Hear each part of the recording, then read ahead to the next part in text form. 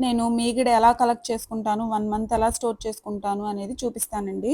నేనైతే daily 1 litre milk తీసుకుంటాను. గేదె పాలు అది కూడా ఇంటి దగ్గరికి వచ్చి మార్నింగ్ 7కి పోస్తారు. మాకు బెంగుళూరులో అంతా ప్యాకెట్ కర్డ్ అలవాటు. సో, పెరుగన్నంలోకి చేతికి వెన్నపూస అయితే ఇంట్లో ఎవ్వరికీ నచ్చదు. దానికోసం నేను 3 టైమ్స్ కాస్తాను. 3 టైమ్స్ కూడా సిమ్‌లో పెట్టుకొనే కాస్తాను.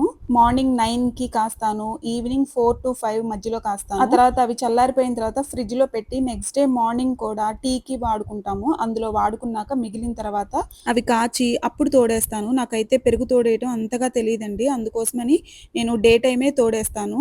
అది తోడేసిన తర్వాత అయితే ఇలా గట్టిగా అవుతది కదా! అది 1-2 అవర్స్ ఫ్రిడ్జ్‌లో పెడతాను. ఆ తర్వాత మీగడ కలెక్ట్ చేసుకుంటానండి. ఇలా 1-2 అవర్స్ ఫ్రిడ్జ్‌లో పెట్టడం వల్ల మీగడంతా గట్టిగా అయ్యి అస్సలు ఫంగస్ అంటూ రాదండి.